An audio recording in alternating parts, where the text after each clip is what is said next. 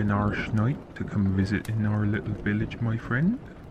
Come, sit yourself down and tell me what brings you here.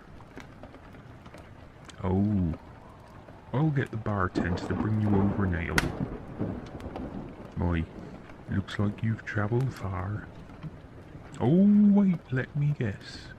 You're from the capital. That would explain the expensive clothing, that armour, made from pure platinum, is it not? Yes. Only people from the capital can afford platinum armour. What's that, you say? Titanium alloy, you say? My, you're more important than I first imagined. Oh, an ambassador. On your way to the desert realm. I see. On important business, are you? Oh. So they found it, have they? The crown of the Tyrant King. I see. Wait. You're one of the people who've always dismissed the story of the Tyrant King as a fairy tale, eh? Something to scare the children into behaving? I thought as much. What are they teaching you in the capital? How much of our history do you know? I thought as much. It's all a fairy tale to you and your kin, is it not? Well, it just so happens that one of our nation's finest historians happens to be residing in this very inn. I'll call him over, and he can tell you how it all began. He's been researching the truth behind the Tyrant King. Hey, yes, I'm talking to you. Come on over here, you're in luck. I have a punter for you. Wants to know the truth about the Tyrant King. Look, start with the early years. Let us not get bogged down into too much history. If he wants to know more, you can tell him more. Well now, my friend, you in for a treat. I bet you've never heard storytelling of this caliber before.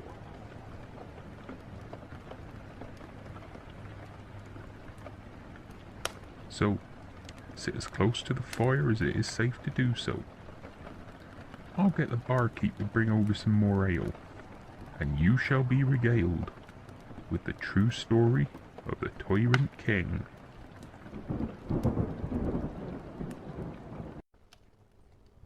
It starts out as a cliché. Doesn't every story though? A dark, stormy winter's evening just like this one, when our tale begins. The birth of a tyrant born to an innocent mother. Not yet 25, wife of a hero, queen of a nation. Her life ebbs and flows as she fights the pain. Hours pass, the baby's born. She, exhausted, breathes her last. Forever sleeping, his first victim, his first taste of death. His father suspects nothing, his son holds no blame.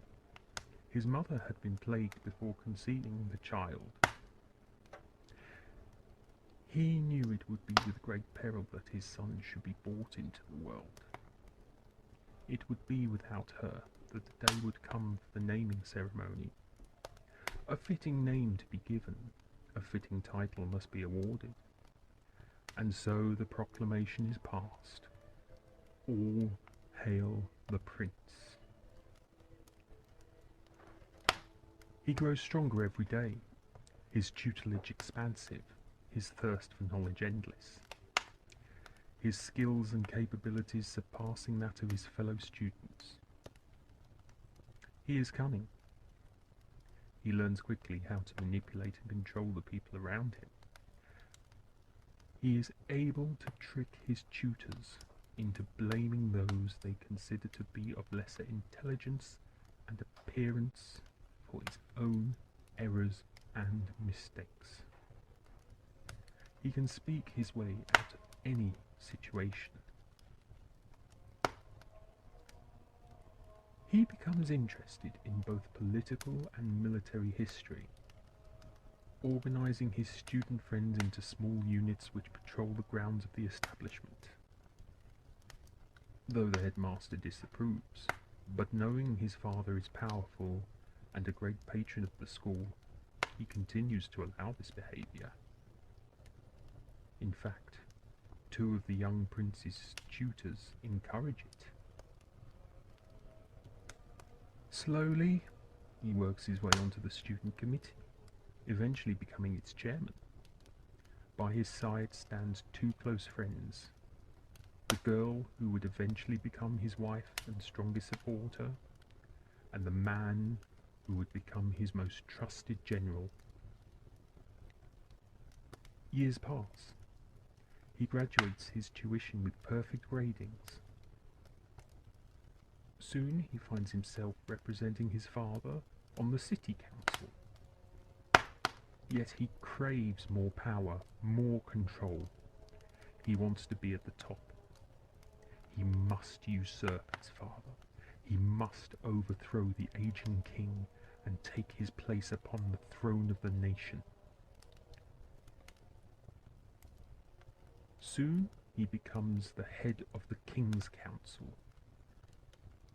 and he places in position of power his soon-to-be wife and the man who would become his general. And together the three of them slowly oust the naysayers and the protesters, replacing them with like-minded rogues and villains who crave power more than anything. Soon, the news reaches his ear. His father is ailing. He must enact the powers of regency. This is his chance. One final moment to seize the power he craves. His wife performs the ritual, the Black Sacrament, the summoning of dark spirits, the ones that will bring him all that he has desired. This would be his second taste of death.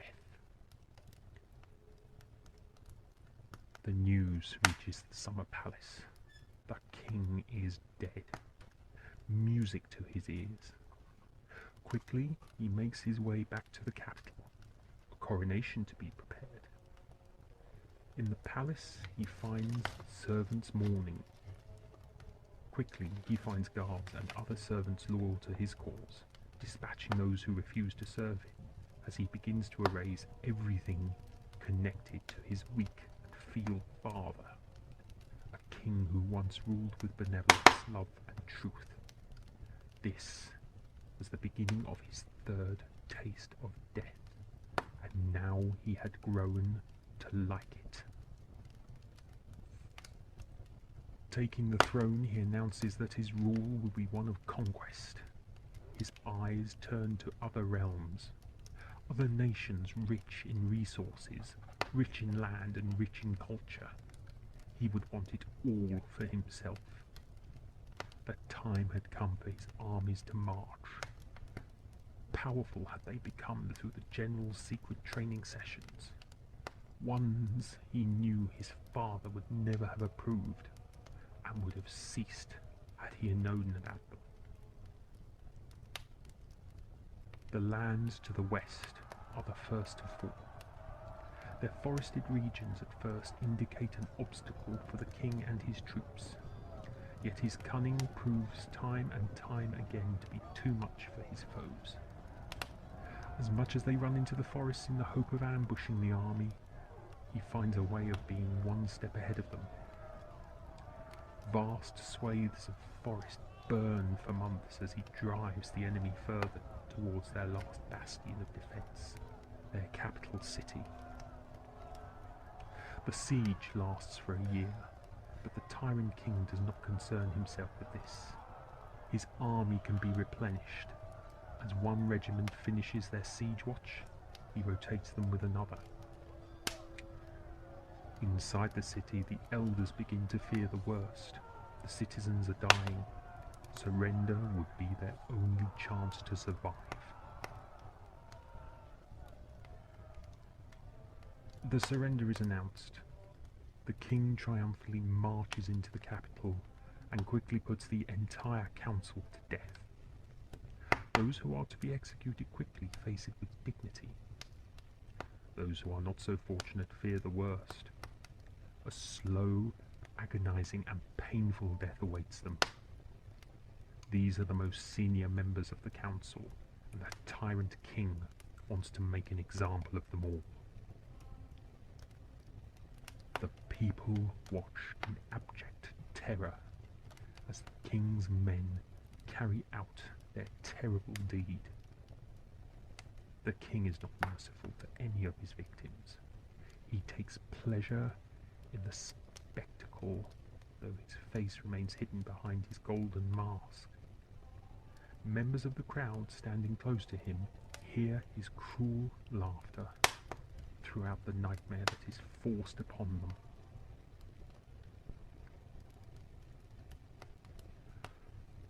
With the fall of the lands to the west and the enslavement of its people, his attentions now turn to the desert realms of the east.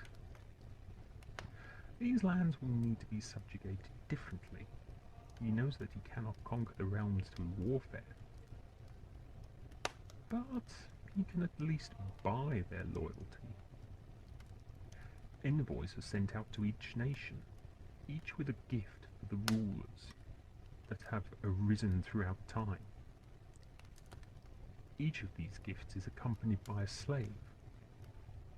The Tyrant King refers to each slave as a sample of what he can supply should he acquire their loyalty. The response returns. Only 2 of the 10 nations refuse the gifts, and it is upon this that the king calls the other nations to rise up and overthrow the leaders of the lands that have rejected his offers. He makes a proclamation that whosoever conquers the lands will get to keep them. This is his plan all along, his divide and conquer technique. For centuries, the eastern lands have been ruled individually. They have been united in their trading agreement with other nations and each other. Now 2 of the lands have undermined the potential trading agreement with the Tyrant King. They have undermined the status quo. This slight could not stand, and so the desert lands are plunged into war. At the end of the war, a single victor is revealed to be the most powerful leader in the region. Upon arrival to the Tyrant King's palace, he is quickly dispatched. The king immediately seizes all power and takes the desert lands for himself. Soon as in the west, the population is quickly subjugated and enslaved. The courtiers of the former micronation leaders are executed to prevent them organizing rebellion.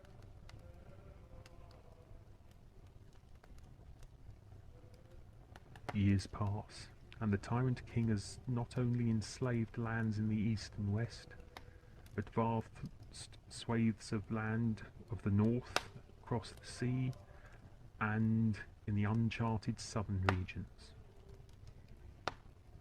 No longer uncharted, of course, because of the work he has done. It is known that he has become a true lord of war, but also one of great heartache. His father would have been ashamed had he had known the path the prince would take. Quickly he embraced his new title. He liked it. The Lord of War and Heartache, he muttered to himself in an amused manner. His oppressions of the nations knows no boundaries, and slowly he begins to tighten his grip. Any chance of rebellion is immediately and quickly crushed, thanks to the foresight of his sorceress queen.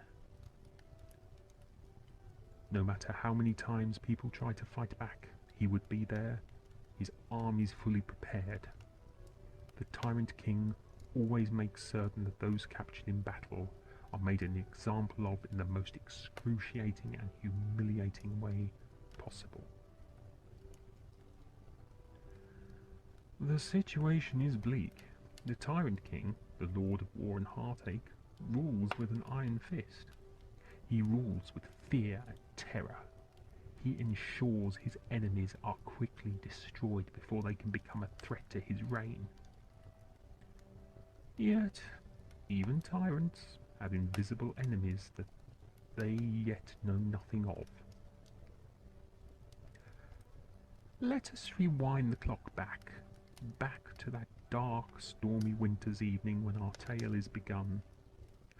For in a run-down hut in a small village, another child is born. A boy, a farm boy, one who would not have the education of the Tyrant King. Some would say a boy of great insignificance. Some would call it a cliché, but it is a constant that one so innocent would be born to grow into a hero. This is not his story, yet he is yet to make his mark on the world, and make it he shall. For it will pave the way for the downfall of the Tyrant King, the self-proclaimed Lord of War and Heartache. For now, the reign of the Tyrant King is absolute. He has no challengers. There are no threats to his regime, no enemies to face that he knows of. For the first time in his rule, he has nothing to fear. No longer does he need to look over his shoulder, no need to watch for enemy assassins. Complacency is a terrible curse, however, for it can put its victim into a false sense of security. And it is at that moment that destiny and fate conspire to bring forth a new player in the game of life. And it is an opportunity that can bring an end to the tyranny that oppresses the realm. This is only the beginning of the story.